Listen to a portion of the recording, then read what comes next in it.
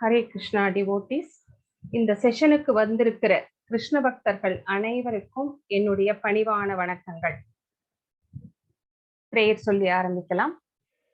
ஓம் நமோ பகவதே வாசுதேவாய, ஓம் நமோ பகவதே வாசுதேவாய, ஓம் நமோ பகவதே வாசுதேவாய. ஓம் அஜ்ஞான திமிராந்தஸ்ய நானாஜலசலாகயா சக்ஷுருன்மிலிதம் கேன தஸ்மை ஸ்ரீ குரவே நமக. नमः ओं विष्णुपादाय कृष्णप्रसाय भूतले श्रीमते भक्तिवेदान्त स्वामिनिधि नामिने।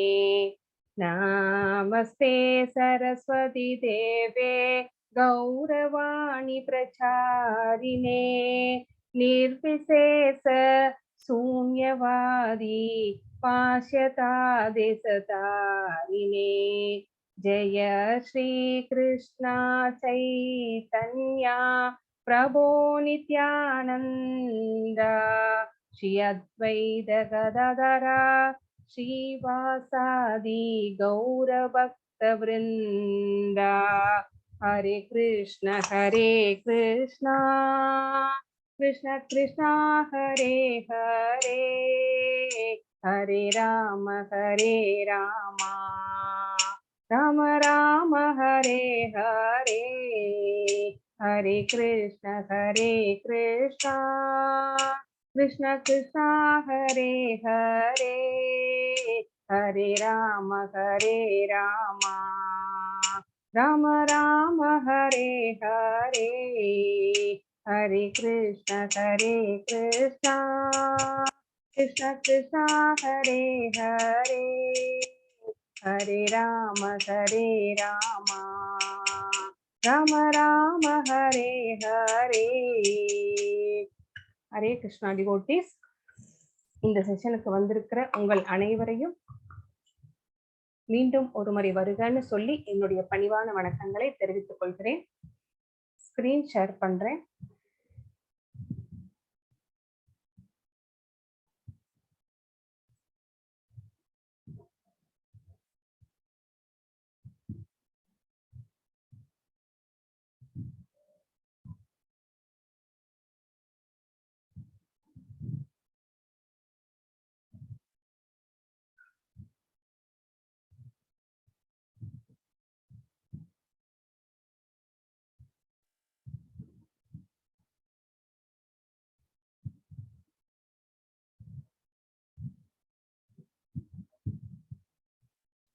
ஒரு நிமிஷம்.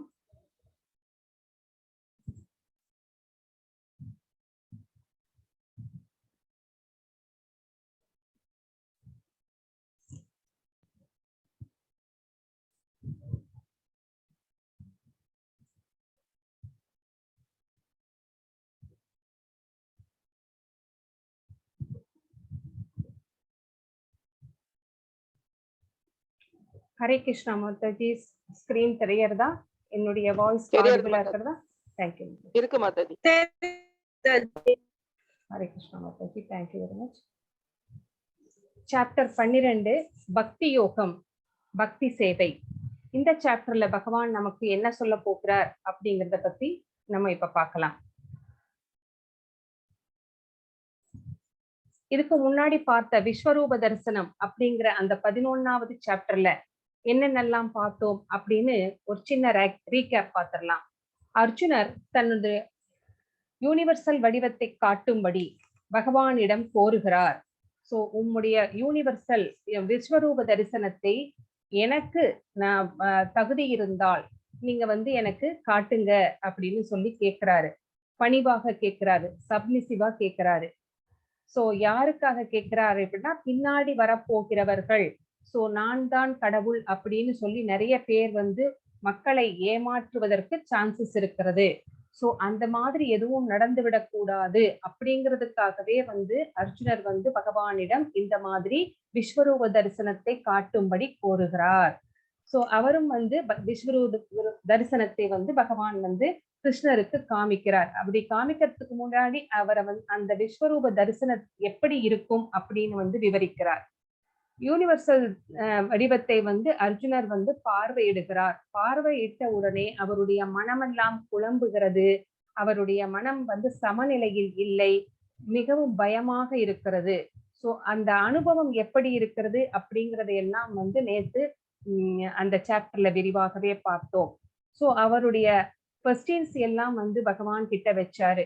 சோ நீங்க தான் வந்து பரமபுருஷர் அப்படிங்கறத வந்து நான் ஒத்துக்கிறேன் அப்படின்னு கூட பகவான் கிட்ட வந்து சொன்னாரு.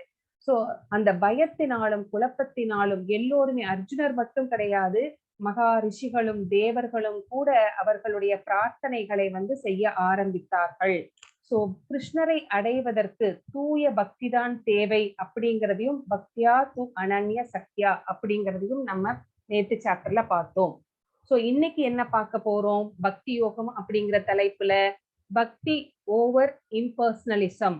சோ 2 விதமான ஆன்மீகவாதிகள் இருக்கிறார்கள். ஒருத்தர் வந்து அருவவாதிகள், இன்னொருத்தர் வந்து உருவவாதிகள். சோ ரூபத்தை வழிபடக்கூடியவர்கள். இவங்க 2 பேரும் யார் யார் அப்படிங்கறத பத்தி நம்ம பார்க்க போறோம். சோ இதுல முக்கியமான சொற்கள் என்னன்னா மையா வேஷ்ய மனோ ஏமாம் அப்படிங்கிறது தான் முக்கியமான சொல். சோ பக்தி வளர்ச்சியின் முன்னேற்ற நிலைகள் எல்லாம் என்னென்ன அப்படிங்கிறதையும் நம்ம பார்க்க போறோம். எப்படி பக்தியிலே முன்னேறுவது? மையேவ மன ஆதஸ்வ மயி. சோ இது வந்து முக்கியமான வார்த்தை. கிருஷ்ணருக்கு அன்பான தகுதிகள். சோ கிருஷ்ணருக்கு பிரியமானவராக நாம் மாற வேண்டும் என்றால் நாம் என்னென்ன தகுதிகளை வந்து வளர்த்து கொள்ள வேண்டும்? சோ எங்கேயும் ஒரு ஆபீஸ்லயே வந்து ஒரு ஜாப் போறோம் அப்படின்னா நம்மளுக்கு என்னென்ன தகுதிகள் வேண்டும்? இந்த படிப்பு இருக்கணும், அப்புறம் ஸ்கில்ஸ் எல்லாம் என்ன இருக்கணும் அப்படிங்கறதுல ஒரு லிஸ்டே போட்டு வச்சிருப்பாங்க. அதே மாதிரிதான் பகவானுக்கு அன்பானவராக, பிரியமான ஒரு பக்தனாக நாம் மாற வேண்டும் என்றால் நாம் வந்து என்னென்ன தகுதிகளை எல்லாம் வளர்த்து கொள்ள வேண்டும் அப்படிங்கிறத பத்தி சொல்கின்ற ஸ்லோகம் தான் 13 - 20 வரைக்குமே இருக்கிறது. சமசத்ரௌஷ மித்ரே சததா. மித்ரே நண்பனாக, பிரியமானவராக மாற வேண்டும் அப்படிங்கிறத நம்ம பார்க்க போறோம். சோ கிருஷ்ண உணர்வு. இங்க ஃபர்ஸ்ட் ஸ்லோகம் அர்ஜுனர் தான் ஆரம்பிக்கிறாரு. அர்ஜுன உவாச்ச ஏவம் சதத யுக்தா ஏ பக்தா ஸ்வாம் பத்யுபாசதே ஏசா யசரம் அவ்யக்தம் தேசாம் கே யோக வித்தமா.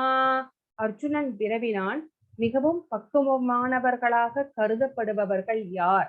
எப்போதும் உமது பக்தி தொண்டில் முறையாக ஈடுபட்டிருப்பவர்களா அல்லது தோன்றாத அருவ பிரம்மனை வழிபடுபவர்களா அப்படின்னு கொஸ்டின் கேட்கிறாரு. பக்குவமானவர்கள்னு யார சொல்றீங்க? 2 பேர் இருக்காங்க ஆன்மீகவாதிகள். ஒருத்தர் பார்த்தா வந்து உங்களுடைய உருவத்தை, ரூபம்னா உருவம், ஃபார்ம், அதை வந்து கும்பிடுறாங்க. இன்னொருத்தருக வந்து அருவவாதிகள், அருவ பிரம்மனை வழிபடுகிறார்கள். அதாவது உங்களுடைய அந்த ஜோதி வடிவத்தை வழிபடுகிறார்கள். சோ இவர்களில் இருவரில் யார் மிகவும் பக்குவமானவர்கள் அப்படின்னு கேட்கிறார். சோ இதுல வந்து அருவவாதிகளுக்கும் உருவவாதிகளுக்கும் என்ன டிஃபரன்ஸ் அப்படிங்கறத நம்ம தெரிஞ்சுக்கிறோம். சோ அருவவாதிகள் அப்படிங்கிறவர்கள் வந்து அந்த ஜோதியை மட்டுமே வந்து வழிபடுகிறார்கள். நமக்கு தெரியும், சூரியனை சுற்றி ஒரு ஒளி இருக்கும், பிரகாசம் இருக்கும். அதுதான் வந்து அதே மாதிரி பகவானுக்கும், சூரியன் பகவான் சென்டர் பார்ட், அத அடுத்த பார்ட் என்ன? பரமாத்மா. அதுக்கும் வெளியில இருக்கிறது தான் வந்து அந்த ஜோதி வடிவம். சோ அந்த ஜோதியை வழிபடுபவர்கள் எல்லாமே இம்பர்சனலிசம், அருவவாதிகள் அப்படின்னு சொல்லப்படுகிறார்கள். சோ அந்த மாதிரி ஜோதியை வழிபடுபவர்கள் வந்து தியானத்தில் ஈடுபடுவார்கள், பக்தி தொண்டில் ஈடுபட மாட்டார்கள். ஆனால் உருவவாதிகள் என்பவர்கள் வந்து பகவானுடைய ரூபத்தை வழிபடுபவர்கள். அவர்கள் வந்து பக்தி தொண்டிலே ஈடுபடுவார்கள். இது வந்து அருவவாதிகளுக்கும் உருவவாதிகளுக்கும் உள்ள முக்கியமான டிஃபரன்ஸ். சோ ஆனால் அருவவாதிகளை விட உருவத்தை வழிபடுகிற ஆன்மீகவாதிகள் செய்கின்ற அந்த பக்தி தொண்டுதான் சிறந்தது அப்படின்னு பகவான் வந்து சொல்லி இருக்கிறார். அருவவாதிகளுடைய அந்த மாதிரி வழிபடுவதை வந்து கிருஷ்ணர் வந்து ஆதரிக்கவில்லை அப்படிங்கிறதையும் நம்ம தெரிஞ்சுக்கணும். 12.2 ஸ்ரீ பகவானுவாச்ச மையா வேஷ்ய மனோ ஏமா நித்யயுக்தா உபாசதே ஸ்ரத்தையா பரயோ வேதாஸ் தே மே யுக்ததமாமதா. புருஷோத்தமரான முழுமுதற் கடவுள் கூறினார், தனது தனிப்பட்ட உருவின் மீது மனதை நிலைநிறுத்தி திவ்யமான நம்பிக்கையுடன் எப்போதும் எனது வழிபாட்டில் ஈடுபட்டிருப்பவர்கள் மிகவும் பக்குவமானவர்களாக என்னால் கருதப்படுகிறார்கள். சோ அருவவாதிகளை அவர் ஆதரிக்கவில்லை. சோ உருவத்தின் மீது மனதை நிலைநிறுத்தி, சோ ஏதாவது ஒரு உருவம் இருந்தாதான் நமக்கு வந்து கான்சென்ட்ரேட் பண்ண முடியும். சும்மா ஜோதியை மட்டுமே கான்சென்ட்ரேட் பண்ணு அப்படின்னா நம்முடைய மனம் வந்து எப்படிப்பட்டது, நம்மளுடைய கட்டுப்பாட்டில் இயங்காது.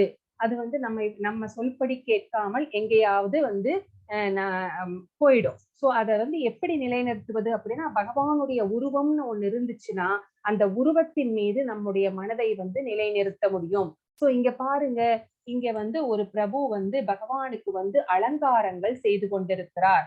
சோ இந்த உருவத்தை பார்க்கும்போது இன்னும் பார்க்கணும் அப்படின்னு நம்மளுக்கு தோன்றுகிறது.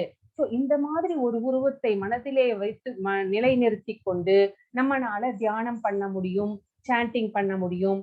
சோ நம்ம நம்பிக்கையை வளர்த்து கொள்ள முடியும். ஒரு ஜோதியை வந்து நினைத்து கொண்டு எவ்வளவு நேரம் வந்து நம்மளால தியானம் பண்ண முடியும்? அது ரொம்ப ரொம்ப கடினமானது அப்படின்னு பகவான் சொல்றாரு. சோ இந்த மாதிரி உருவத்தோடு வழிபடுவதுதான், திவ்யமான நம்பிக்கையுடன் வழிபடுவதுதான் பக்குவமானவர்களாக என்னால் கருதப்படுகிறார்கள் அப்படின்னு பகவான் உருவவாதிகளுக்குத்தான் வந்து சப்போர்ட் பண்றாரு.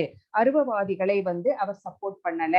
சோ இங்க வந்து ஒருவனுக்கு இங்க நம்ம எப்படியெல்லாம் வழிபாடு செய்யலாம், இந்த உருவ வழிபாட்டை வந்து நம்ம எப்படியெல்லாம் செய்ய முடியும் அப்படின்னா, இந்த கிருஷ்ண உணர்விலே இருப்பவர்களுக்கு ஜட செயல்களே இல்லை. அப்படின்னா நம்ம ஜட செயல்கள் செய்வது இல்லையா அப்படின்னு கேட்டா, நம்ம செய்யறோம். இந்த வீட்டுல வந்து எல்லாமே பண்றோம். வீட்டுல என்னென்ன நம்மளுக்கு கடமைகள் இருக்குதோ அத்தனை பிரிஸ்கிரைப்டு டியூட்டிஸையும் நம்ம வந்து செஞ்சுக்கிட்டு இருக்கோம்.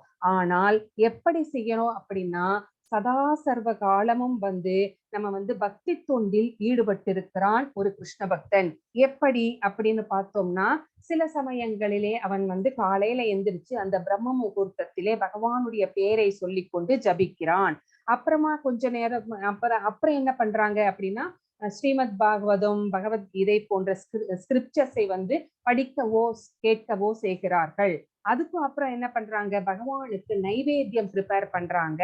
அந்த நைவேத்தியத்தை வந்து ப்ரிப்பேர் பண்றதுக்கு வேண்டிய காய்கறிகளையும் தானியங்களையும் வாங்க போகும்போது, நான் இன்னைக்கு ஃப்ரெஷ்ஷான காய்கறிகள் எல்லாம் பகவானுக்கு வாங்கிட்டு வந்து, பழங்கள் எல்லாம் வாங்கிட்டு வந்து இந்த டிஷ் பண்ண போறேன் அப்படிங்கிற அந்த எண்ணத்தோடையே போய் வாங்கிட்டு வந்து அந்த எண்ணத்தோடையே மிகவும் பக்குவமாக சமைத்து பகவானுக்கு பரிமாறி அதை பிரசாதமாக உண்கிறார்கள். சோ அந்த மாதிரி என்ன, நம்ம வந்து கோயிலுக்கு போறோம், அங்க கோயிலுக்கு போய் மாலைகள் தொடுத்து கொடுக்கிறான் கிருஷ்ண பக்தன். அப்புறம் அங்க சமைச்ச பாத்திரங்கள், சமையலுக்கு யூஸ் பண்ணின பாத்திரங்களை எல்லாம் வந்து சுத்தம் செய்து தருகிறான்.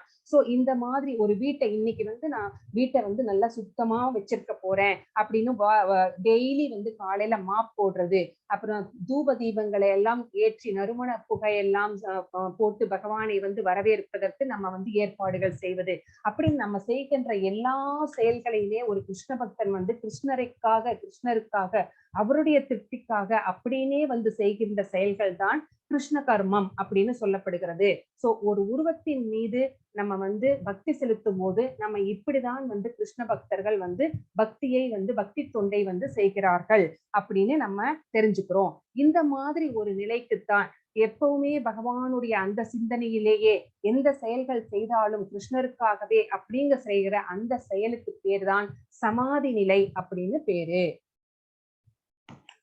மூன்றாவது நாலாவது ஸ்லோகங்கள் என்ன சொல்கிறது அப்படின்னு பார்க்கலாம். ஏத்வசரம் அனித்தேஷ்யம் அவ்யக்தம் பத்யுபாசதே சர்வத்ரகம் அசிந்தியம் ச ஊடஸ்தம் அசலம் த்ருவம் சன்னியம் கேந்திரிய கிராமம் சர்வத்ர சமபுத்தய தே பிராணுபந்தி மாம் ஏவ சர்வபூத கிதேரதா. சோ ஆனால் தோற்றம் அளிக்காததும் புலன் உணர்விற்கு அப்பாற்பட்டு இருப்பதும் எங்கும் நிறைந்ததும் சிந்தனைக்கு எட்டாததும் மாற்றமில்லாததும் நிலையானதும் அசைவற்றதுமான பூரண உண்மையின் அருவத்தன்மையை முழுமையாக வழிபடுபவர்கள் பல்வேறு புலன்களை கட்டுப்படுத்தி எல்லோரிடமும் சமநோக்குடன் பழகி அனைவருக்கும் நன்மை தரும் செயல்களில் ஈடுபட்டு இறுதியில் என்னை அடைகின்றனர். சோ ரூப வழிபாடு சிறந்தது அருவ வழிபாட்டை விட அப்படின்னு சொன்னாரு. இப்ப என்ன சொல்றாரு, அருவ வழிபாட்டு செய்பவர்களும் கூட என்னை அடைய முடியும். ஆனா அதுக்கு நிறைய ரூல்ஸ் அண்ட் ரெகுலேஷன்ஸ் இருக்குது. அதை ஃபாலோ பண்றது ரொம்ப கடினம். அப்போ என்னென்னலாம் அப்படின்னு பார்த்தோம் அப்படின்னா, அவர்கள் பல்வேறு புலன்களை கட்டுப்படுத்த வேண்டும். நம்ம பக்தி தொண்டு செய்பவர்களும் தங்களுடைய புலன்களை பக்தி தொண்டிலே ஈடுபடுத்துகிறார்கள். சோ அவங்க செயற்கையாக புலன்களை கட்டுப்படுத்த வேண்டிய அவசியம் இல்லை. ஆனா இந்த அருவ வழிபாடு செய்பவர்கள் தியானம் செய்யும் போதும் சரி, மற்ற சமயங்களிலும் சரி, புலன்களை கட்டுப்படுத்துகிறார்கள் செயற்கையாக. அந்த மாதிரி கட்டுப்படுத்தும் போது நாம் கீழே விழுந்து விடுவதற்கு, நம்முடைய புலன்கள் நம் சொல்லை கேட்காமல் தனியே போவதற்கு there is a danger அப்படின்னு இங்க பகவான் சொல்றாரு. எப்படி விஸ்வாமித்திரருக்கு மேனகையை பார்த்த அந்த நொடியில் தன்னுடைய எல்லா தவங்களையும் இழந்தாரோ, அந்த மாதிரி நம்முடைய புலன்களும் ஒரு சின்ன விஷயம் போதும், ஒரு சிறு அந்த அஜாமிலனுடைய அந்த ஒரு பார்வைதான் அவரை எங்கோ இழுத்து கொண்டு போனது அப்படிங்கறதையெல்லாம் நம்ம பார்க்கிறோம். சோ இந்த மாதிரி புலன்களை செயற்கையாக கட்டுப்படுத்தும் போது அந்த ஆபத்து இருக்கிறது. சோ இந்த மாதிரி புலன்களை அவர்கள் கட்டுப்படுத்த வேண்டும். சோ எல்லோரிடமும் சமநோக்குடன் பழக வேண்டும். சோ எல்லோருக்கும் அவர்கள் சமமாகவே நம்ம பார்த்திருக்கோம்.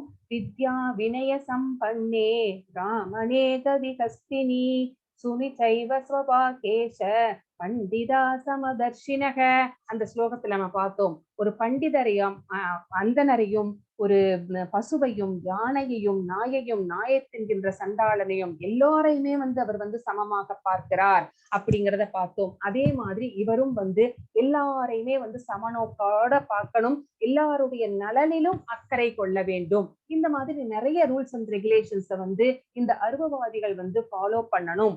அப்ப அவங்க என்னை அடைவார்கள் அப்படின்னு இங்க சொல்றாரு. ஆனா இது ரொம்ப கடினமானது அப்படின்னு இங்க பகவான் அபிப்பிராயப்படுகிறார். 5வது ஸ்லோகம் என்ன சொல்கிறது அப்படின்னு பார்க்கலாம். கிளேசோதிகதரஸ்தேஷாம் அவ்யக்தாசக்த சேதசாம் அவ்யக்தாகிகது துக்கம் தேகவத்பித் அவாப்யதே. எவரது மனம் பரமனின் தோன்றாத அருவத்தன்மையிடம் பற்றுதல் கொண்டுள்ளதோ அவர்களது வளர்ச்சியில் மிகவும் கடினமானதாகும். அவ்வழியில் முன்னேற்றம் காண்பது உடலை உடையவர்களுக்கு எப்போதும் சிரமமானதாகும். சோ இந்த மாதிரி ஒரு ஜோதியின் மேல உட்கார்ந்துட்டு தியானம் பண்றது அப்படிங்கிறது ரொம்ப ரொம்ப கஷ்டம். சோ இவங்க அருவவாதிகள் இந்த ஜோதியின் மேலே பற்று கொண்டு அவர்கள் தியானம் செய்து கொண்டிருக்கிறார்கள். இந்த வழியில் முன்னேற்றம் அப்படிங்கிறது இந்த பௌதீக உடலை உடையவர்களுக்கு ரொம்ப ரொம்ப ரொம்ப சிரமம் அப்படிங்கிறத பகவான் இந்த ஸ்லோகத்தின் மூலமாக நமக்கு சொல்லுகிறார்.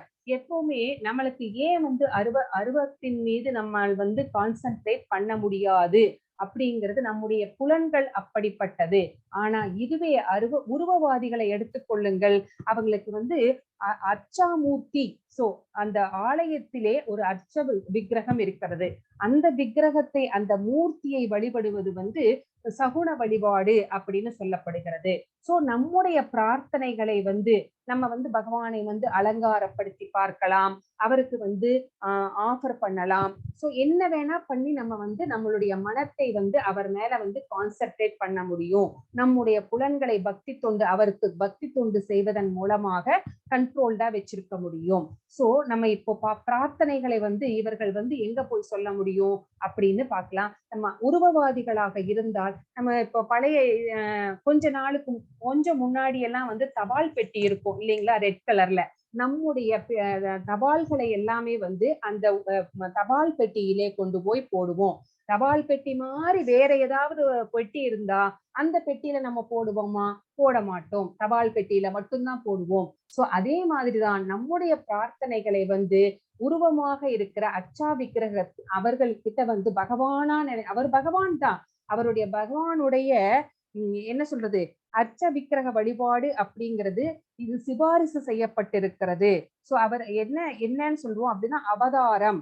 சோ அதிகாரப்படுத்தப்பட்ட பிரதிநிதி அப்படின்னு தான் சொல்லணும் விக்கிரகங்களை.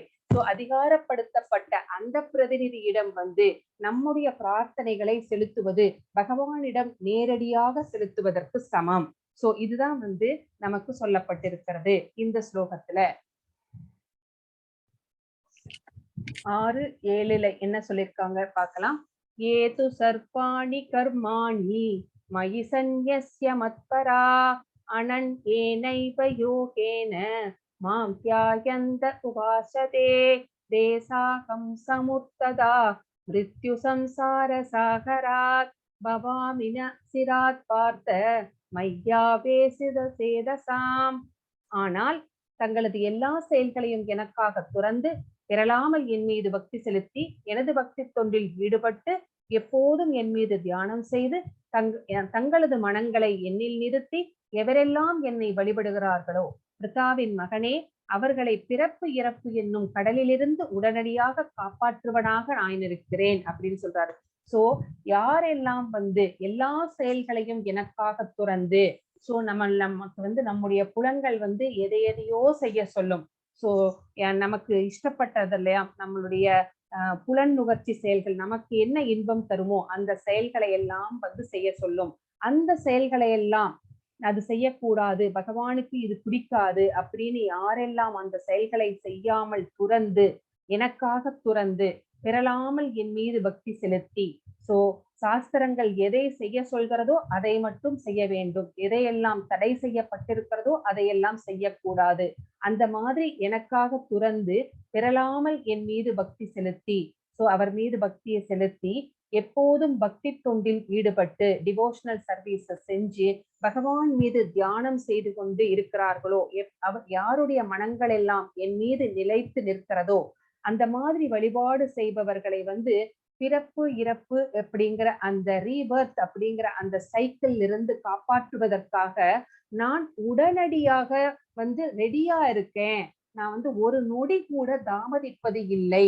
அந்த மாதிரி சம்சார சாகரத்திலே தத்தளித்து கொண்டிருப்பவர்களை வந்து காப்பாற்றுவதற்காக ஒரு நொடி கூட தாமதிக்காமல் நான் வந்து அவர்களுக்கு உதவி செய்ய காத்திருக்கிறேன் அப்படின்னு இந்த ஸ்லோகத்துல வந்து பகவான் வந்து நம்மளுக்கு சொல்லி இருக்கிறார்.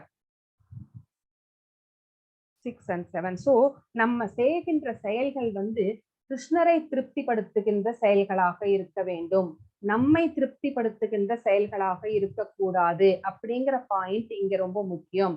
எப்படி வந்து அர்ஜுனருக்கு போர் செய்ய விருப்பம் இல்லை, ஆனாலும் பகவான் சொல்லிட்டாரு அப்படிங்கிறதுக்காக பகவானை திருப்தி செய்வதற்காக வந்து அவர் வந்து அந்த குருட்சேத்திர போரிலே வந்து ஈடுபட்டார். அதே மாதிரிதான் நம்முடைய மனநிலையும் இருக்க வேண்டும். நம்முடைய புலனாசைகளை எல்லாம் வச்சு நகர்த்தி வைத்து விட்டு ஓரமாக வச்சுட்டு பகவான் என்ன சொல்றாரோ அவரை திருப்திப்படுத்துவதற்காகவே வந்து நம்ம வந்து செயல்பட வேண்டும் அப்படிங்கிறத இந்த ஸ்லோகத்தின் மூலமாக நாம் தெரிந்து கொள்கிறோம். அடுத்து 8வது ஸ்லோகத்துல மையேவ மன ஆதஸ்வ மகி புத்திம் நிவேசய நிவசிஷ்யசி மையேவ அதவூத்வம் ந சம்சயஹ. கூப்பிடுறாங்க. ஹரே கிருஷ்ணா, ஹரே கிருஷ்ணா. மாதாஜி உங்களுடைய டிவைஸ் மியூட்ல வச்சுக்கோங்க. இந்த 8வது ஸ்லோகத்துல பகவான் நம்மளுக்கு என்ன சொல்றார் அப்படிங்கிறத பார்க்கலாம். முழுமுதற் கடவுளான என் மீது உனது மனதை நிறுத்தி உன்னுடைய முழு அறிவையும் என்னில் ஈடுபடுத்துவாயாக. இவ்வாறு நீ எப்போதும் என்னிலே வாழ்வாய் என்பதில் ஐயமில்லை. சோ பகவானை பற்றி நாம் வந்து எப்போதுமே நம்முடைய மனதை வந்து வேற எதிலும் அலைபாய விடக்கூடாது. அலைபாய விடாமல் பகவான் மீது 100% வந்து நம்மளுடைய நம்பிக்கையை வைத்து அன்பாக அவருக்கு வந்து டிவோஷனல் சர்வீஸ் பண்ணணும். அவர் நம்முடைய மனதையும் புலன்களையும் ஈடுபடுத்த வேண்டும். அப்போதுதான் பகவான் என்ன சொல்றார், நீ எப்போதும் என்னிலே வாழ்வாய், நானும் உன்னை பத்தி நினைக்கிறேன் அப்படின்னு சொல்றாரு. சோ இந்த மாதிரி களங்கமில்லாத பக்திக்கு என்ன பேரு அப்படின்னா அனன்ய பக்தி அப்படின்னு சொல்லப்படுகிறது. சோ 100% பகவானையே நிறுத்தி அவருக்காகவே அவருடைய திருப்திக்காகவே செயல்படுவது என்பது அனன்ய பக்தி அப்படிங்கிறத நம்ம இங்க தெரிஞ்சுக்கிறோம். சோ நம்ம இந்த மாதிரி டிவோஷனல் சர்வீஸ் பண்ணும்போது நமக்கும் பகவானுக்கும் ஒரு ரிலேஷன்ஷிப் ஏற்படுகிறது. சோ நம்ம வந்து ஜபம் செய்யறோம்னு வச்சுக்கோங்க, பகவானுடைய அந்தரங்க சக்தி நம்முடைய நாவிலே வந்து நடனமாடுகிறது அப்படின்னு ஸ்ரீல பிரபுபாதர் சொல்லுகிறார். நாம் அவருடைய பிரசாதங்களை உண்ணும் போது நம்முடைய உடலும் உள்ளமும் எல்லாமே வந்து கிருஷ்ணமயமாகிறது அப்படிங்கிறது இங்கே பிரபுபாதருடைய கருத்து.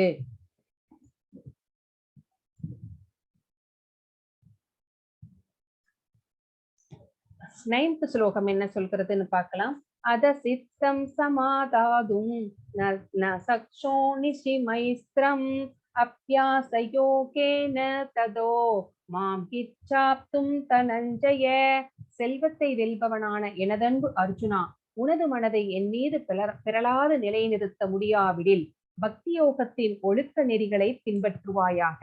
என்னை அடைவதற்கான விருப்பத்தினை இதன் மூலம் விருத்தி செய்வாயாக அப்படின்னு இங்க பகவான் வந்து நம்மளுக்கு சொல்றார்.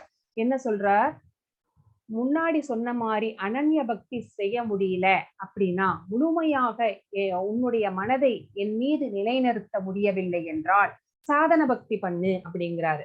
சாதன பக்தி அப்படின்னா என்ன அப்படின்னா, பக்தி யோக நெறிகளை பின்பற்றுவாயாக. சோ பக்தி யோகம் செய்யணும் அப்படின்னா அதுக்கு என்ன டூஸ் அண்ட் டு நாட்ஸ் இருக்கு, அந்த மாதிரி ஒழுக்க விதிகளை வந்து நீ வந்து பின்பற்றி என்னை அடைவதற்கான விருப்பத்தை இதன் மூலம் வந்து நீ வந்து டெவலப் பண்ணிக்கோ அப்படின்னு சொல்றாரு. ஒன்று வந்து அவரிடம் வந்து தெய்வீக பற்றை வளர்த்து கொள்பவர்கள் இருக்கிறார்கள். சோ இரண்டு வழிகள் சொல்லப்படுகிறது. தெய்வீக ஒருத்தர் வந்து பற்றை தெய்வீக அவரிடம் அன்பு செலுத்தி அவர் மீது பற்று வளர்த்து கொள்வது. சோ இன்னொருத்தங்க வந்து அவர் மீது பற்று கொள்ளாதவர்களும் இருக்கிறார்கள். சோ இந்த மாதிரி இருக்கிறவர்கள் எப்படி பயிற்சியின் மூலமாக நம்ம வந்து ரூல்ஸ் அண்ட் ரெகுலேஷன்ஸ் பக்தி யோகத்தின் ஒழுக்க நெறிகளை பின்பற்றுவதன் மூலமாக அவர் மேல இருக்கிற அந்த பக்தியை வந்து நம்மனால விருத்தி செய்து கொள்ள முடியும். சோ நீ வந்து அனன்ய பக்தி செலுத்த முடிய விட்ட அவர் சாதன பக்தி செய் அப்படின்னு இங்க வந்து பகவான் வந்து நம்மளுக்கு சொல்றாரு.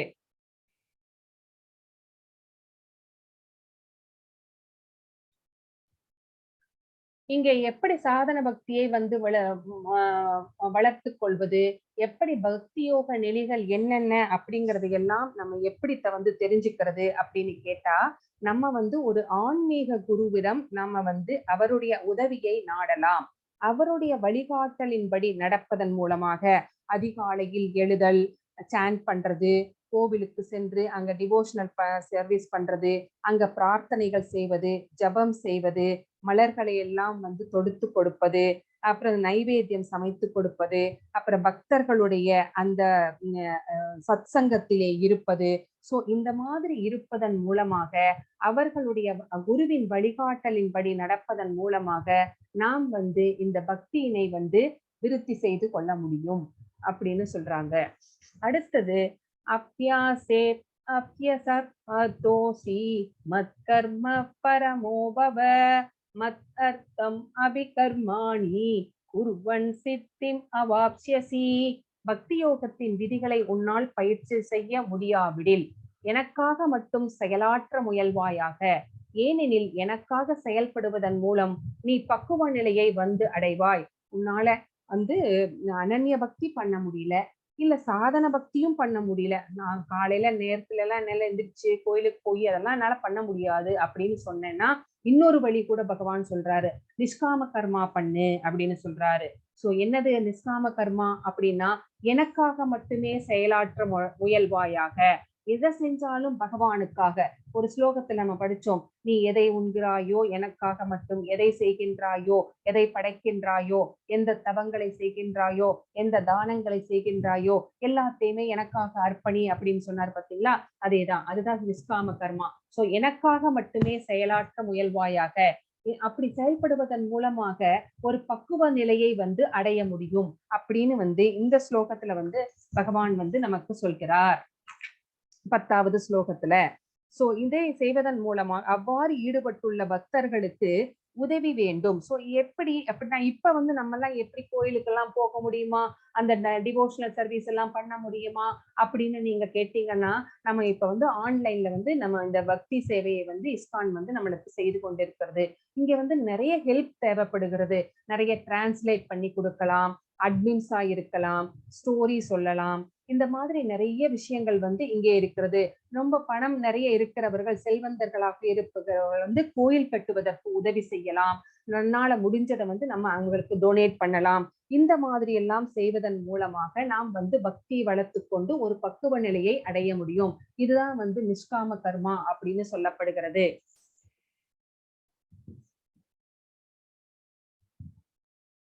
அப்புறமா 27 வந்துருக்கு. ஓகே. யத்கரோசி ஓம் 9th சாப்டர்ல நான் சொன்ன ஸ்லோகம் இப்ப வந்திருக்கிறது. நிஷ்காம கர்மம்னா என்ன அப்படிங்கிறதுக்காக அந்த ஸ்லோகத்தை போட்டிருக்காங்க.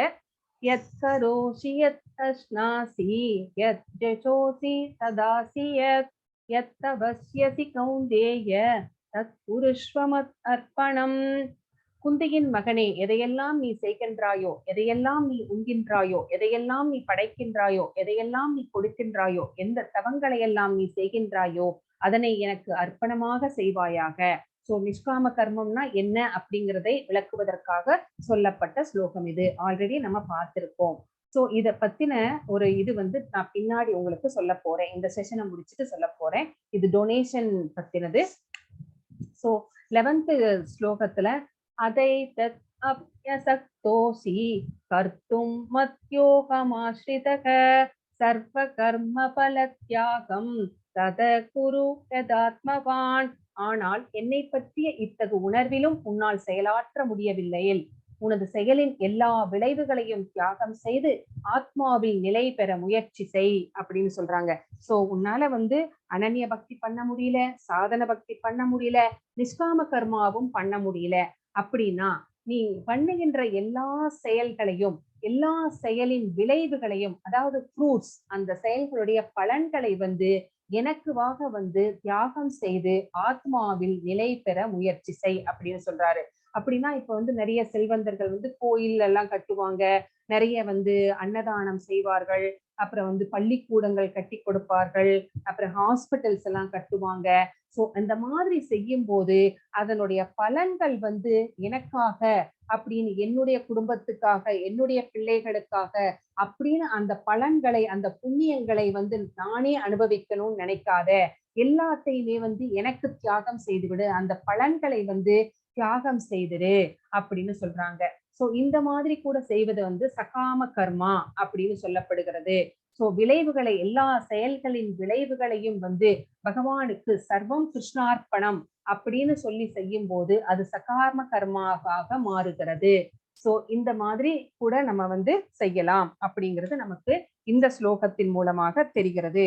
சில சமயங்களில் இந்த மாதிரி செயலாற்ற முடியவிட்டால் சமூக காரணங்கள் குறுக்கிடலாம், குடும்ப காரணங்கள் குறுக்கிடலாம். இந்த மாதிரி செயலாற்றுவதற்கு முன்னாடி சொன்ன 3 காரணங்களும் செயலாற்ற முடியவில்லை என்றால் அதுக்கு எந்தெந்த காரணங்கள் இருக்கும்?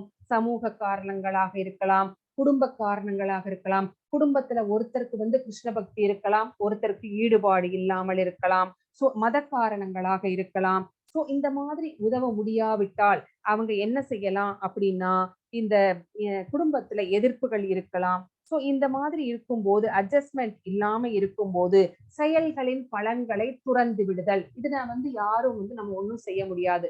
நம்ம என்ன செய்கின்ற செயல்களோ அந்த செயல்களின் பலன்களை துறந்து விடுவது அப்படிங்கிறது சகாம கர்மா. சோ இந்த மாதிரி கூட ஒருத்தனை வந்து கிருஷ்ண பக்திக்கு உயர்த்த முடியும் அப்படின்னு இங்க பகவான் வந்து சொல்றார், சகாம கர்மா செய்வதன் மூலமாக. இப்போ அடுத்தது என்ன சொல்ல போறார்? ஸ்ரேயோ ஹி ஞானம் அப்யாசாத் ஞானாத் ஞானம் விசிஷ்யதே ஞானாத் கர்ம பலத்யாகாத் த்யாகாத் சாந்திர் அனந்தரம் இப்பயிற்சியினை உன்னால் ஏற்றுக்கொள்ள முடியாவிடில் ஞானத்தை விருத்தி செய்து கொள்ளுவதில் உன்னை ஈடுபடுத்திக் கொள். இருப்பினும் ஞானத்தை விட தியானம் சிறந்தது. மேலும் தியானத்தை விட செயல்களின் பலன்களை தியாகம் செய்தல் சிறந்தது. ஏனெனில் இத்தகு தியானத்தினால் மன அமைதியை அடைய முடியும். இந்த பயிற்சியை ஏற்றுக்கொள்ள முடியாவிடில், சோ அந்த மாதிரி உன்னால பலன்களை தியாகம் செய்ய முடியல அப்படின்னா நீ ஞானத்தை வளர்த்துக்கொள், பகவானை பற்றிய அந்த அறிவை வளர்த்துக்கொள், அதுல ஈடுபடு. ஆனா அந்த ஞானத்தை விருத்தி செய்து கொள்கிறாய் இல்லையா, அதை விட தியானம் செய்வது சிறந்தது. சோ இந்த மாதிரி ஞானத்தை வளர்த்து கொள்வதை விட தியானம் செய்தல் சிறந்தது. பகவானை நினைத்து தியானம் செய்வது சிறந்தது. அந்த தியானம் செய்வதை விட செயல்களின் பலன்களை தியானம் செய்வது அதை விட சிறந்தது அப்படின்னு சொல்றாரு. நம்ம என்னென்ன செயல்கள், புண்ணிய காரியங்கள் பலவும் செய்கிறோம், அந்த பலன்களை எல்லாம் பகவானுக்கே அர்ப்பணித்து விட வேண்டும். சோ அந்த மாதிரி செய்வதன் மூலமாக நமக்கு பெரிய மன அமைதியை நாம் அடைய முடியும் அப்படின்னு இந்த ஸ்லோகம் நம்மளுக்கு சொல்கிறது. அத்வேஷ்டா சர்வபூதானாம் மைத்ர கருண ஏவ ச நிர்மமோ நிரஹங்கார சமதுக்க சுகஸ்டமி சந்துஷ்ட சததம் யோகி யதாத்மா திருஷ்ட நிச்சய மையர்பித மனோ புத்திர் யோ மத் பக்த சமே பிரிய. எவன் ஒருவன் பொறாமை இல்லாதவனாக, எல்லா உயிர்களுக்கும் அன்பான நண்பனாக, தன்னை உரிமையாளனாக கருதாதவனாக, அகங்காரத்திலிருந்து விடுபட்டவனாக, இன்ப துன்பங்களில் சமநிலை உடையவனாக, சகிப்புத்தன்மையுடன் எப்போதும் திருப்தியுற்று சுய கட்டுப்பாடு உடையவனாக தனது மனத்தையும் புத்தியையும் எண்ணில் நிலைநிறுத்தி உறுதியுடன் பக்தி தொண்டில் ஈடுபட்டுள்ளானோ என்னுடைய அத்தகு பக்தன் எனக்கு மிகவும் பிரியமானவன். சோ யார் யாரெல்லாம் பகவானுக்கு பிரியமானவர்களாக நாம் ஆக வேண்டும் என்றால் நம்ம இந்த மாதிரி தகுதிகளை எல்லாம் வளர்த்து கொள்ள வேண்டும். இனி வரப்போகின்ற ஸ்லோகங்கள் முழுவதுமே எனக்கு பிரியமானவர் யார் அப்படிங்கறதான் பகவான் இப்ப சொல்ல போறார். சோ என்ன இருக்கக்கூடாது அப்படின்னா பொறாமை இருக்கக்கூடாது. சோ எனக்கு ஒரு கண்ணு இல்லைன்னா கூட பரவாயில்ல, அவனுக்கு 2 கண்ணும் போயிடணும், அந்த மாதிரி நினைக்கிற நினைப்பே நம்ம மனசுல இருக்கக்கூடாது. ஏன்னா இது துக்காலயம், அசாஸ்வதம். இங்க நம்ம கொஞ்ச நாள் இருந்துட்டு போக போறோம். சோ இந்த வாழ்க்கையில நம்ம அடுத்தவங்களை பார்த்து பொறாமைப்படுவதனால் நம்ம மறுபடியும் கீழ்நிலைக்கு தான் போவோமே ஒழிய பொறாமைப்படுவதனால் நம்ம மேல வர முடியாது. சோ பொறாமை அப்படிங்கிறது நம்ம கிட்ட இருக்கக்கூடாது. அந்த என்வியஸ் குவாலிட்டி அப்படிங்கிறது தேவையில்லாதது. சோ எல்லா உயிர்களையும் நம்ம சமமாகவே நண்பனாகவே நடத்த வேண்டும் அப்படிங்கிறது. அப்புறம் ஓனர்ஷிப், ப்ரொப்ரைட்டர்ஷிப் இருக்கக்கூடாது. இந்த பகவானே இந்த எல்லாத்துக்கும் உரிமையாளர் அப்படிங்கிறது நமக்கு நன்றாக தெரியும். சோ நம்ம கிட்ட இருக்கிற சொத்து பத்தி எல்லாமே நம்ம கொஞ்ச நாள் நம்ம அனுபவிக்க போறோம். அதுக்கப்புறம் நம்ம இறந்ததுக்கு அப்புறமா நமக்கு வேற யாருக்கோ, நம்முடைய குழந்தைகளுக்கோ பேர குழந்தைகளுக்கோ போய் சேர போகிறது. அதுல இருந்து எதையுமே நம்ம எடுத்துட்டு போக போறது கிடையாது. சோ கொஞ்ச நாள் அனுபவிச்சுட்டு போக போறோம். சோ இது எல்லாமே பகவானுடைய சொத்து அப்படிங்கிற அந்த எண்ணம் இருக்கணும். சோ அகங்காரம் இருக்கக்கூடாது. நான், எனது அப்படிங்கிற அந்த அகங்காரம் இருக்கக்கூடாது. சோ இன்ப துன்பங்கள் எல்லாத்தையுமே சமமாக பாவிக்கணும் அப்படின்னு சொல்லப்படுகிறது. சகிப்புத்தன்மை இருக்க வேண்டும். எப்போதும் திருப்தியுற்று என்ன இருக்கோ அதை வச்சு திருப்தியா இருக்கணும். சுய கட்டுப்பாடு, செல்ஃப் கண்ட்ரோல் இருக்கணும். சோ அந்த மாதிரி இருக்கிறவர்களோட மனதையும் பக்தியையும் எண்ணில் நிலைநிறுத்துவார்கள். சோ உறுதியான பக்தி செய்வார்கள். அத்தகு பக்தன் எனக்கு ரொம்ப ரொம்ப பிரியமானவன் அப்படின்னு இங்க 13-14 பகவான் சொல்றாரு. 15வது ஸ்லோகத்திலையும் சொல்ல போறாரு யார் பிரியமானவன் அப்படின்னு. யஸ்மான் நோத்விஜதே லோகா லோகான் நோத்விஜதே சய சகர்ஷமர்ஷபயோத்வேகை முக்தோ யச சமே பிரியா.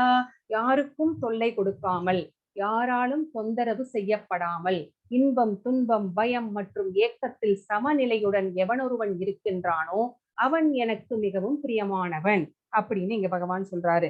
சோ யாருக்குமே தொல்லை கொடுக்கணும்னு நினைக்க கூடாது. சோ சில பேருக்கு யாரையாவது தொல்லப்படுத்தணும் அப்படின்னா ரொம்ப சந்தோஷப்படுவாங்க. அந்த மாதிரி எண்ணம் அசுர குணம். அந்த அசுர குணங்கள் எல்லாம் நமக்கு வரக்கூடாது. யார நம்ம தொந்தரவு செய்யாம இருந்தோம்னா யாரும் நம்மளையும் தொந்தரவு செய்ய மாட்டாங்க. சோ இன்பமாகட்டும் துன்பமாகட்டும் எதையுமே வந்து சமமாக எடுத்துக்கொள்ள வேண்டும். சோ அந்த மாதிரி இருக்கிறவங்க ஏக்கப்படக்கூடாது. இது இல்லையே அது இல்லையே அப்படிங்கிற அந்த ஏக்கம் இருக்கக்கூடாது. எப்பவுமே வந்து ஒரு சமநிலையோடவே இருக்கணும், பேலன்ஸ்டா இருக்கணும். அந்த மாதிரி இருக்கிற பக்தன் வந்து எனக்கு வந்து ரொம்ப ரொம்ப பிரியமானவன். சோ பகவானுடைய கருணை இருந்தால் நமக்கு வந்து வெளி தொல்லைகள் எதுவுமே நமக்கு நேராது அப்படின்னு சில பிரபுபாதா வந்து இங்க வந்து நம்மளுக்கு சொல்றார். அனபேஷ சுஷீர்தச உதாசீனோ கதவ்யத சர்பாரம்ப பரித்யாகி யோ மத் பக்த சமே பிரிய. எவன் ஒருவன் சாதாரண செயல்களை சார்ந்து வாழாமல் தூய்மையாக நிபுணனாக கவலைகளின்றி எல்லாவித வழிகளிலிருந்தும் விடுபட்டவனாக ஏதேனும் பலனுக்காக முயற்சி செய்யாதவனாக உள்ளானோ எனது அத்தகு பக்தன் எனக்கு மிகவும் பிரியமானவன். சோ எப்பவுமே காலையில எந்திரிக்கிறோம், சமைக்கிறோம், போறோம், வர்றோம், தூங்குறோம். சோ இந்த மாதிரி சாதாரண செயல்கள் மட்டுமே செய்யாம மனதையும் உடலையும் தூய்மையாக வைத்துக்கொண்டு சோ கவலைகள் படாமல், கவலைப்படுறதுனால எதுவுமே மாறப்போவது கிடையாது. எல்லாமே ஆல்ரெடி விதிக்கப்பட்டதுதான் நடந்து கொண்டிருக்கிறது. ஒரு புல் அசையணும் அப்படின்னா பகவானுடைய ஆணையின்றி எதுவுமே நடக்காது. சோ நம்முடைய வாழ்க்கையில் நடக்கின்ற எல்லா இன்ப துன்பங்கள் எல்லாமே வந்து நம்ம செய்த கர்மாக்கள்னாலதான் நம்ம அனுபவிச்சுட்டு இருக்கோம். பகவான் நமக்கு எந்த பனிஷ்மெண்ட்டும் கொடுக்கல. பகவான் நம்ம என்ன செஞ்சோமோ விதைச்சோமோ அதை அறுவடை செய்து கொண்டிருக்கிறோம். சோ அதுக்காக கவலைப்பட்டு ஏதாவது மாறப்போகிறதா அப்படின்னு பார்த்தா எதுவுமே மாறாது. அப்ப கவலைப்படுறதுனால நம்ம உடம்பு தான் கெடும். சோ கவலைப்படுவது வேண்டாம். கவலைப்படுறதுக்கு பதிலா அந்த டைமை பகவானை பத்தி சாண்ட் பண்றதுல யூஸ் பண்ணா நம்முடைய துன்பங்கள் வந்து குறையும். சோ எல்லாவித வழிகளிலிருந்தும் விடுபட்டவனாக சோ மனசாகட்டும் எந்த வழியாக இருந்தாலும் சரி அதனால ஒண்ணும் ஆக போறதில்ல அப்படின்னு பகவானுடைய நாமாக்களை வந்து சொல்லி கொண்டிருக்க வேண்டும். சோ ஏதாவது ஒரு பலனுக்காக முயற்சி செய்து கொண்டே இருக்காமல் இது வேணும் அது வேணும், நான் வந்து இந்த யாகம் பண்ண போறேன் அதுக்காக அந்த சோ எனக்கு ஒரு அரசியல்வாதியாக இருக்கட்டும் இந்த போஸ்ட் வேணும், எனக்கு வந்து இதை வந்து இந்த வருஷத்துக்குள்ள நான் இதை வந்து அச்சீவ் பண்ணிடணும், அந்த மாதிரி எல்லாம் ஏதாவது ஒரு முயற்சி செய்து கொண்டே இருப்பார்கள் ரஜோகுணத்தில் இருப்பவர்கள் எல்லாமே. சோ அந்த மாதிரி இல்லாம இருக்கிற பக்தன் வந்து எனக்கு வந்து மிகவும் மிகவும் பிரியமானவன் அப்படின்னு பகவான் வந்து இந்த ஸ்லோகத்துல நமக்கு சொல்றார். யோ ந சுஷ்யதி ந த்வேஷ்டி ந சோசதி ந காங்க்ஷதி சுபாசுப பரித்யாகி பக்திமான்ய சமே பிரிய. எவனொருவன் ஒருபோதும் மகிழ்வதில்லையோ, துன்பப்படுவதில்லையோ, புலம்புவதில்லையோ, ஆசைப்படுவதில்லையோ, மேலும் எவனொருவன் மங்களமானவை அமங்கலமானவை ஆகிய இரண்டையும் துறக்கின்றானோ அத்தகு பக்திமான் எனக்கு மிகவும் பிரியமானவன். ஏதானும் ஒரு மகிழ்ச்சியா நம்மளுக்கு பெரிய சந்தோஷம் கிடைச்சிட்டா ரொம்ப தாம் தூம்னு குதிக்கிறதும், ஏதாவது ஒண்ணுல வந்து நம்ம வந்து வீழ்ந்துட்டோம்னா அதை வந்து சுருண்டு போயிடுறாங்க ரொம்ப துன்பத்தினால். அப்புறம் வந்து எப்ப பார்த்தாலும் எனக்குதான் இந்த துன்பம், எனக்கு மட்டும்தான் இந்த துன்பம் வரணுமா அப்படின்னு புலம்புறது, அப்புறம் ஆசைப்படுறது, இதெல்லாம் இல்லாம சோ இதெல்லாம் மங்களமானது. சில பேரெல்லாம் வந்து மங்களமான செயல்களுக்கு மட்டும் போவாங்க, சில பேர் வந்து அமங்கலமான செயல்களுக்கு போகவே மாட்டாங்க.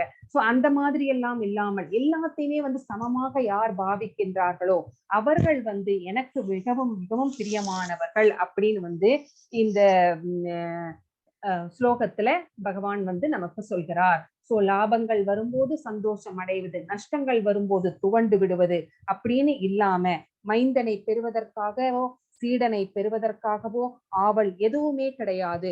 சோ பிரியமான ஒன்றை இழந்து விட்டாலும் கூட அவர்களுக்கு அதுவே வந்து எதுவும் கிடையாது. எல்லாவற்றையுமே வந்து சமமாகவே நினைத்துக் கொள்கிறார்கள்.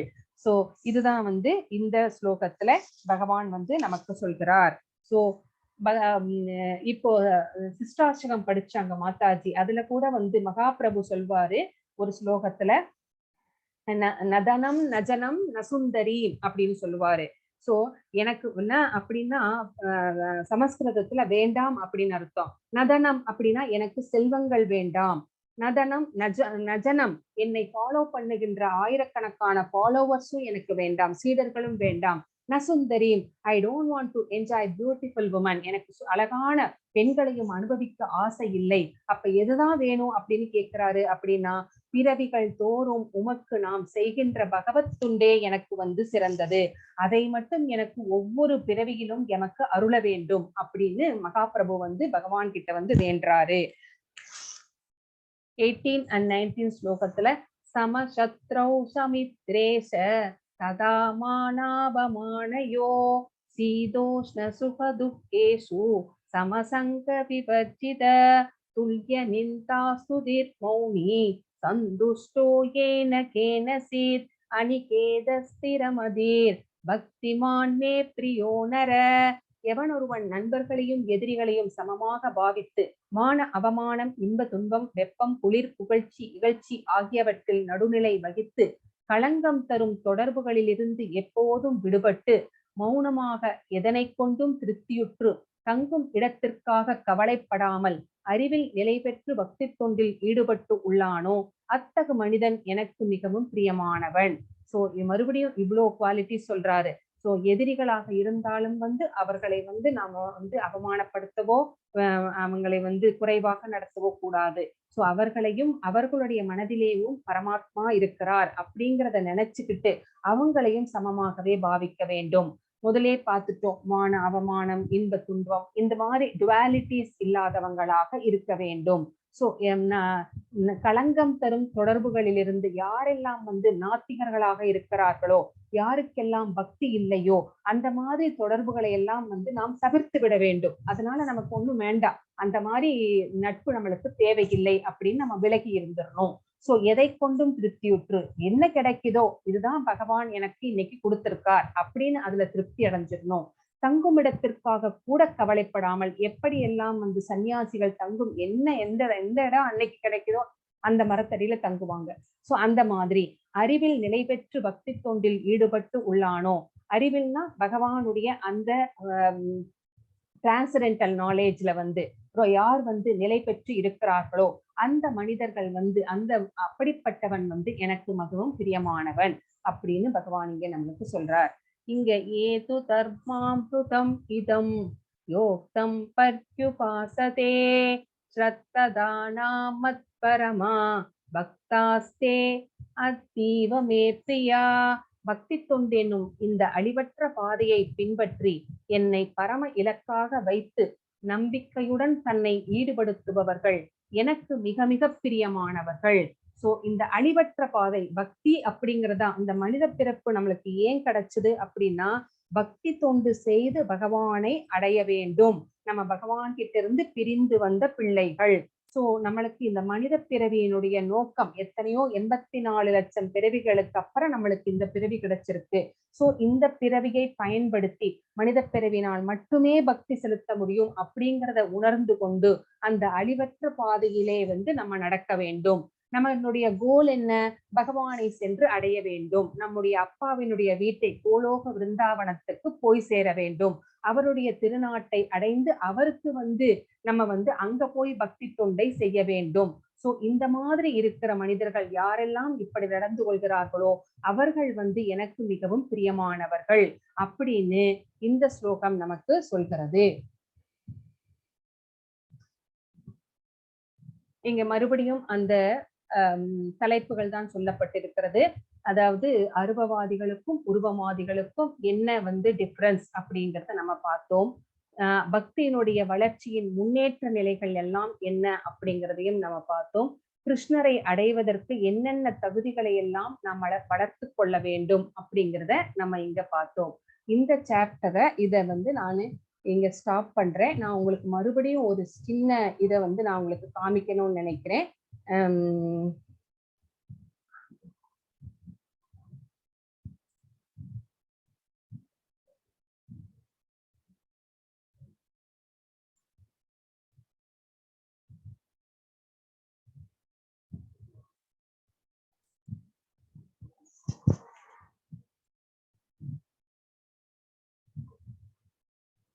Hare Krishna devotees.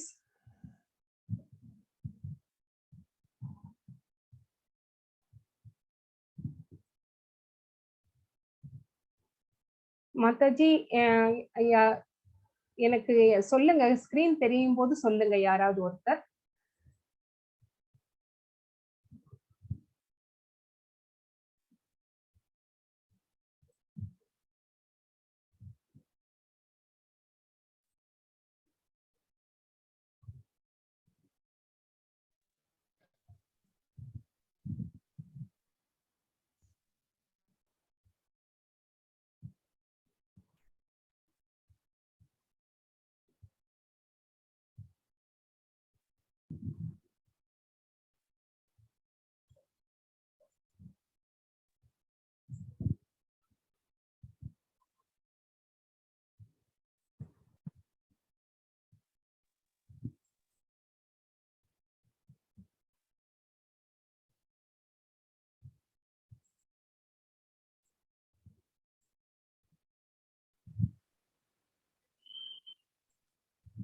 ஸ்கிரீன் தெரியலையே மாதாஜி.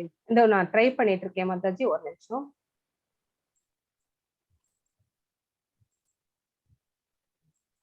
மறுபடியும் இதே ஷேர் ஆயிட்டு இருக்கு, அத பாக்குறேன். ஒரு நிமிஷம் செலக்ட் பண்ணிட்டு.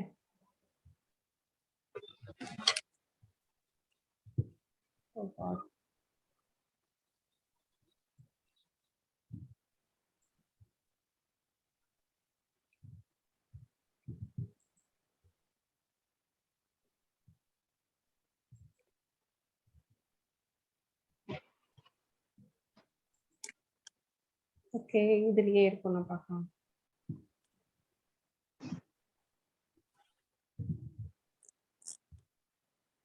சோ இது வந்து டொனேஷன்.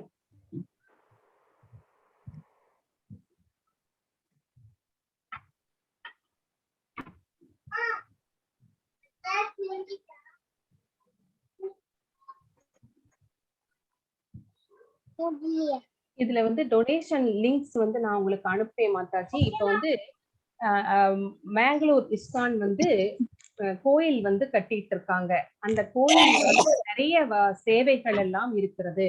சோ டெய்லி சேவாஸ் இருக்கு, மந்த்லி சேவாஸ் இருக்கு, டெய்லி புஷ்ப கைங்கரியம் பண்ணலாம், அன்னதான கைங்கரியங்கள் எல்லாம் பண்ணலாம். அதனுடைய இது எல்லாமே வந்து இங்க கொடுத்திருக்கு. நான் உங்களுக்கு தனியாவும் லிங்க் அனுப்புவேன். அந்த கோயில் கட்டுறதுக்கு நம்ம ஏதாவது உதவிகள் செய்யணும் அப்படின்னு நினைச்சோம்னா ஒரு பிரிக்குக்கு வந்து 1500 அப்படின்னு அவங்க வந்து ரேட் வந்து பிக்ஸ் பண்ணிருக்காங்க. நம்மனால முடிஞ்சா எத்தனை பிரிக் வேணாலும் நம்ம வந்து அந்த அமௌண்ட்டை வந்து நம்ம கட்ட முடியும். சோ அது மட்டும் கிடையாது, ஒரு ஸ்கொயர் ஃபீட்டுக்கு அப்படின்னு கூட வந்து அவங்க வந்து ரேட் வந்து இது பண்ணிருக்காங்க. அதுக்கப்புறமா வந்து நிறைய வந்து இந்த இஸ்கான்ல வந்து நம்ம மெம்பர்ஷிப் இது கூட நம்மளுக்கு நிறைய அனௌன்ஸ் பண்ணியிருக்காங்க. சோ அது எல்லாம் என்னென்ன அப்படிங்கிறது வந்து விளக்கமாகவே வந்து அந்த லிங்க்ஸ்ல வந்து நீங்க உள்ள போய் பார்த்தீங்கன்னா வந்து உங்களுக்கு தெரியும். அத பிக்சர்ஸை நான் காமிக்கணும்னு நினைக்கிறேன். நான் அதை வந்து காமிக்க நான் வந்து ஹரே கிருஷ்ணா, ஹரே கிருஷ்ணா மாதாஜி. கொஞ்சம் மியூட்ல இருங்க. பாலா மாதாஜி, நான் பேசுறது அப்புறம் எல்லாம் யாருக்கும் கேட்காம போயிடும். அதை பாக்குறேன். சோ லைஃப் மெம்பர்ஷிப் இருக்குது. சோ இங்க பாருங்க, துளசி ஹாரம், அந்த துளசி வந்து மாலை வந்து போடலாம், அதுக்கு தனியா இருக்கு. புஷ்ப அலங்காரம் பண்றதுக்கு, அலங்காரம் நம்ம வந்து பணம் செலுத்திட்டோம்னா நம்ம பேர்ல வந்து புஷ்ப அலங்காரம் பண்ணுவாங்க. ராஜ்போக் சேவா இருக்கு. சோ ராஜ உணவு அந்த மாதிரி எல்லாம் வந்து உணவுகளை வந்து பகவானுக்கு ஆஃபர் பண்ணுவாங்க. அப்புறம் வந்து சர்வ சேவா இருக்குது. அப்புறம் வந்து இந்த மாதிரி தூப் சேவா இருக்கிறது. சோ இந்த மாதிரி நிறைய அலங்காரங்கள் உங்களுடைய பர்த்டே அன்னைக்கு வருது, வெட்டிங் டே அன்னைக்கு வருது அப்படின்னா வந்து நம்மளால இப்ப கோயிலுக்கு போக முடியல. சோ இங்க வந்து நம்ம பணம் கட்டிட்டோம்னா நம்ம பேர்ல வந்து அவங்க வந்து பூஜைகள் எல்லாம் செய்வாங்க. அதை வந்து நீங்களும் கூட வந்து ஆன்லைன்லயே கூட தரிசனம் எடுத்துக்கலாம். சோ இந்த மாதிரி நிறைய சேவைகள் வந்து இருக்கிறது அப்படிங்கிறத நான் உங்களுக்கு சொல்ல ஆசைப்படுகிறேன். சோ இது வந்து கோயில்ல என்னென்ன லிங்க் இருக்குது இன்னைக்கே வந்து நான் உங்களுக்கு குரூப்ல போட்டுருவேன். நீங்க அதுக்குள்ள போயிட்டு உங்களால என்ன முடியுமோ, கைங்கரியம் பண்ண முடியுமோ கோயிலுக்கு இந்த கட்டும் போது, நம்ம வந்து பெரிய கோயில்லாம் நம்ம ஒருத்தர்னால கட்ட முடியாது இல்லைங்களா? நம்மளே இங்க தமிழ்நாட்டிலேயே எங்கேயாவது கோயில்கள்லாம் கட்டும் போது நம்ம டொனேட் பண்றோம். அந்த மாதிரி தான் இதுவும். நம்மனால முடிஞ்சதை வந்து இங்க டொனேட் பண்ணணும் அப்படின்னு கோயில்ல இருந்து வந்து அவங்க வந்து பக்தர்களுக்கு வந்து வேண்டுகோள் விடுத்திருக்கிறார்கள். உங்களால முடிஞ்சது ஆசைப்பட்டதை நீங்க வந்து செய்யலாம். நான் மறுபடியும் ஒரு தடவை ட்ரை பண்றேன் அந்த பிபிடி கிடைக்கிறதா அப்படின்ட்டு. ஒரு நிமிஷம் ஷேர் பண்ண முடியறதான்னு பார்க்கலாம்.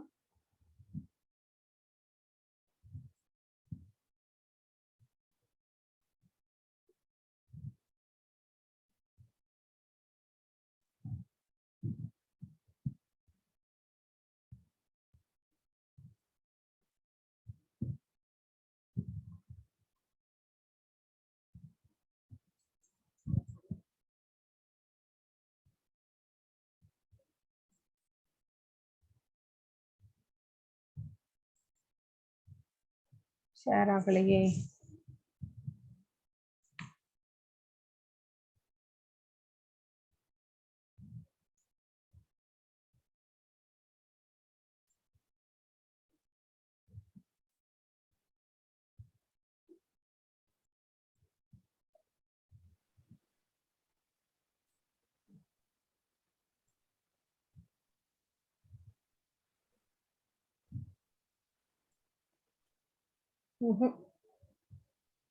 ஓகே ஓகே மாதாஜி, நான் நாளைக்கு உங்களுக்கு காமிக்கிறேன். அதை பற்றிய விவரங்கள் சொல்லிட்டேன். நீங்க அந்த ஃபோல்டருக்குள்ள நான் அனுப்புற அந்த லிங்க்ல நீங்க போய் பாருங்க. பார்த்ததுக்கு அப்புறமா நீங்க உங்களுக்கு நாளைக்கு மறுபடியும் அதை நான் ஃபர்ஸ்டே சாப்டர் ஆரம்பிக்கிறதுக்கு முன்னாடி அதை காமிச்சிடுறேன்.